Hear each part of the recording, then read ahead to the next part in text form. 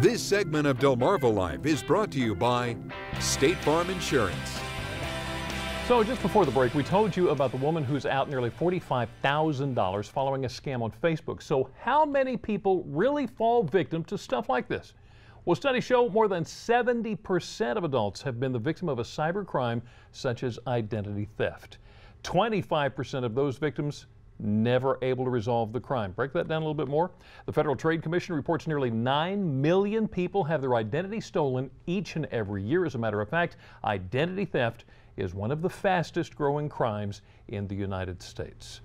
Cybercrimes are so prevalent. It's important to know precautionary measures that you can take to try to avoid them.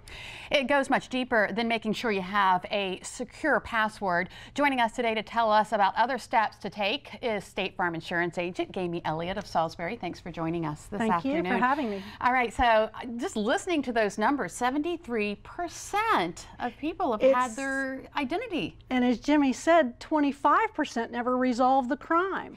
So the other thing is that the Federal Trade Commission estimates that it takes at least 6 months and over 200 hours of work in order to restore your identity. 200 hours of work. Oh my goodness. That's amazing.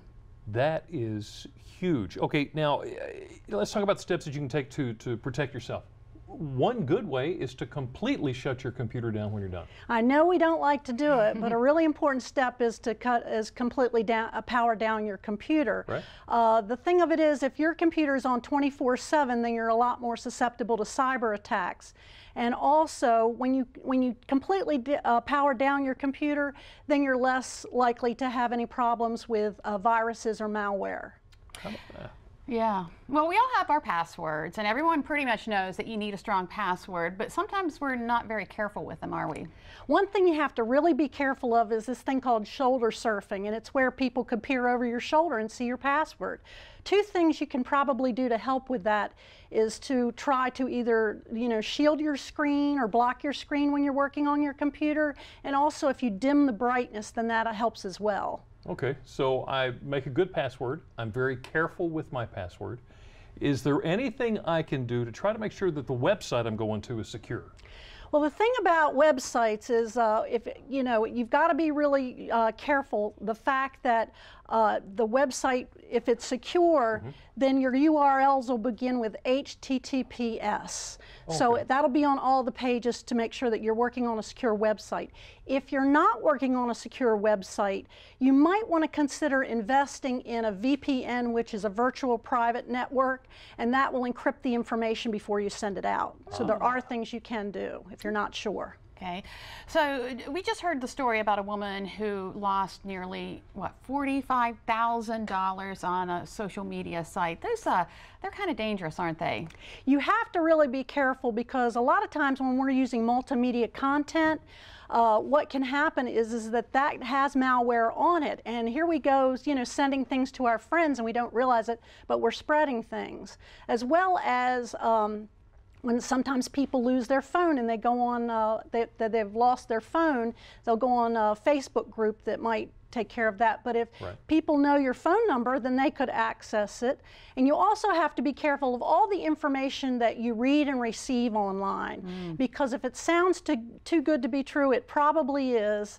And then the last thing is TMI, too much information. A lot of times we share way too much information online, and so you have to be careful with that. In addition, you might want to make sure that your privacy settings are set really, really nice. So I guess this thing isn't as safe as I would like to believe that it is. People think that their smartphones are safe, but you have to be really careful with those things. A couple of things that you can do is to constantly monitor your text and emails to make sure that there aren't any unknown messages.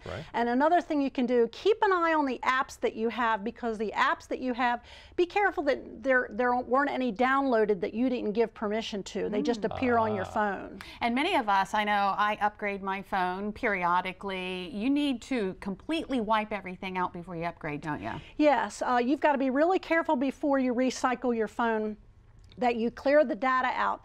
And just simply reformatting it, whether it's your phone or your USB drive or your computer, just reformatting is not going to do the job. What you're probably going to have to do is run a utility program so that it completely encrypts and that type of thing. You really want to get rid of that data. You want it to be wiped out. Unfortunately, we're dealing with smart people who do this kind of stuff. So regardless of how many steps we take to try to be careful, there's still that chance that we could become a victim. But there's another precautionary step we can take. And that is to buy identity theft insurance. Some people don't know that that's available, but you can buy identity theft insurance.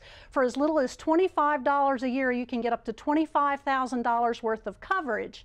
And it reimburses you for the monetary expenses that you have if your identity is stolen. The only thing about that I want to make sure that you know is that you would probably do the work. But I will mention with State Farm that we have an identity restoration service where we can take that over and we provide professional case management. So we'll do that job for you. Those 200 hours. Yes, those 200 hours that we talked about earlier in 6 months, and we know how aggravating that can be. So with this service, you not only get the monetary reimbursement, but you also get professional case management. The word no-brainer comes to mind. Absolutely. Gamey, thank you so much. Thank you. Good information. And to read more from State Farm Insurance about cybercrime, go to WBOC.com, click on our picture at the top of the page. Just another example of why you can't trust everything you see on the internet and these apps. So how about everything you see on TV? Still ahead on Delmarva Life, take those ads for fantasy sports sites that promise millions in payouts.